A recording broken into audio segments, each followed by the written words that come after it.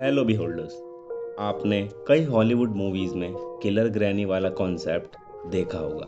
ये concept western movies में काफ़ी फेमस है और साथ ही इस कॉन्सेप्ट पर कई वीडियो गेम्स भी बनी हैं।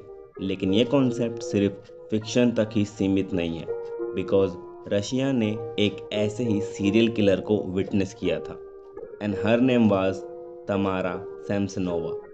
उसने अपने लाइफ स्पैन में टोटल 20 मर्डर्स किए थे, वो भी सिर्फ 15 साल में, बिना किसी अथॉरिटी की नज़र में आए। और आज की वीडियो में हम जानेंगे उसके और उसकी ब्रूटैलिटी के बारे में। So without wasting any time, let's witness the horror.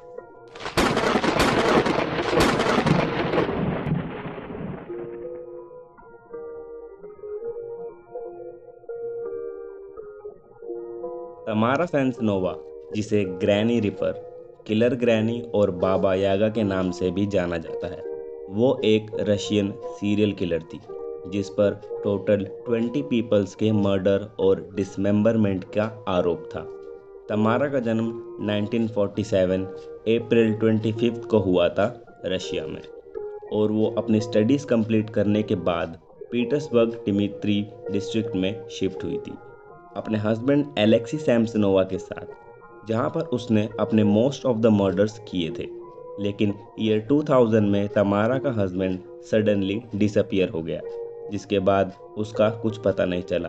तमारा ने पुलिस एंड अथॉरिटीज से कंप्लेन करी, लेकिन कोई लीड ना मिलने पर उन्होंने केस डिसमिस कर दिया।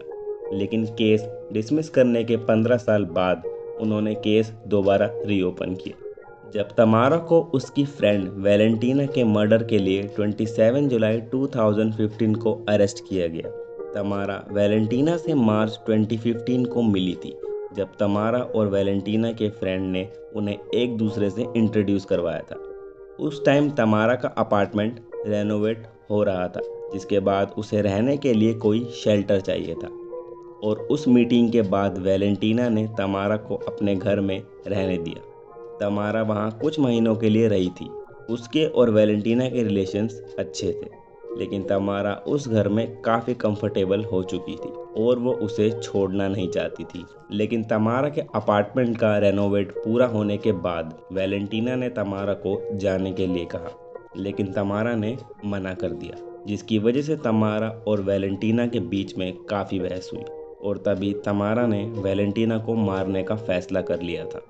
तमारा ने एक फार्मेटिकल ड्रग फिनाज़िपैम लिया और उसकी 50 पिल्स को वैलेंटीना के खाने में मिला दिया, और उसी रात को वैलेंटीना की ओवर ड्रग यूसेज की वजह से डेथ हो गई। तमारा ने रात के 3 बजे वैलेंटीना को किचन के फ्लोर पर देखा, जिसके बाद उसने वैलेंटीना की बॉडी को डिसमेंबर किया। तमारा ने पहले उसका सर काटा और फिर उसकी रिमेनिंग बॉडी के 2 टुकड़े किए। फिर उसके हाथ पैर और इंटरनल ऑर्गन को डिसमेंबर किया और उसे बाथरूम के कर्टेन में रैप करके फेंक दिया। लेकिन अगले ही दिन वैलेंटीना के घर पर पुलिस ऑफिसर्स आए और उन्होंने वैलेंटीना के मर्डर के लिए तमारा से पूछताछ करी, और तभी उन्हें तमारा के बिहेवियर में कुछ चेंजेस लगे, जिस वजह से उन्होंने उस घर की तलाशी ली। उन्हें उस घर में एक सौ और नाइफ मिला जिस पर खून लगा हुआ था, और साथ ही उन्हें जिस कर्टेन में वैलेंटीना की डेड बॉडी मिली थी उसका डिज़ाइन और कलर उस बाथरूम के कर्टेन से मिलता था। जिसके बाद ऑफिसर्स ने तमारा को एज अ सस्पेक्ट अरेस्ट किया और उन्हें उस घर से तमारा की डायरी भी मिली। तमारा से पूछताछ के टाइम उसने अपने सारे एलिगेशंस मानने से इनकार कर दिया, जिसके बाद पुलिस ने उसके नेबर्स से पूछताछ करी। उसके नेबर्स का कहना था कि तमारा एक काफ़ी स्ट्रेंज लेडी थी। वो दिन में घर में रहती थी और सिर्फ रात में ही बाहर निकला करती थी। और साथ ही तमारा एक रशियन सीरियल किलर एंड्रिए चिकाटिटो से काफ़ी ज़्यादा ऑब्सेस थी। वो उसे एंड्री के किलिंग के बारे में पूछा करती थी। एंड्री चिकाटिटो एक रशियन सीरियल किलर था और ना जाने इसने कितने ही सीरियल किलर्स को इंस्पायर किया था। अगर आप इसके बारे में जानना चाहते हैं तो let us know in comment section. तमारा ने एक अपने नेबर से 100 बोरो किया था, जिसने उसे कभी वापस नहीं किया, और ये वही 100 थी जिससे उसने वैलेंटीना को डिसमेंबर किया था। और उस 100 पर हैंड प्रिंट्स भी तमारा के ही थे, जिससे ये प्रूव हो गया था कि वैलेंटीना का मर्डर तमारा ने ही किया था। तमारा ने भी अपने क्राइम कन्फेस कर लिया था, लेकिन ये इस स्टोरी का एंड नहीं था, बल्कि ये उसके डार्क क्राइम्स के कन्फेशन की शुरुआत थी। ऑफिसर्स को तमारा की डायरी में उसके कई और मर्डर्स के बारे में पता चला। उस डायरी में तमारा ने अपने मर्डर्स प्रोसेस के बारे में बताया कि कैसे वो पहले अपने विक्टिम्स को ओवर ड्रग से मारती थी और फिर उन्हें डिसमेंबर करके डिस्पोज कर देती थी, और इसी वजह से एक डिकेड से ज़्यादा टाइम तक मर्डर करने के बाद भी किसी का उस पर शक नहीं गया। और इस वीडियो में ये जो बॉक्स तमारा ने अपने हाथ में पकड़ा है, उसमें वैलेंटीना का सर था। ऑफिसर्स का ये भी मानना था कि वो अपने विक्टिम्स के ऑर्गन्स कंज्यूम किया करती थी। इन ईयर 2003 में एक पर्सन की डेड बॉडी पुलिस को उसी जगह मिली थी जहां पर वैलेंटीना की डेड बॉडी मिली थी।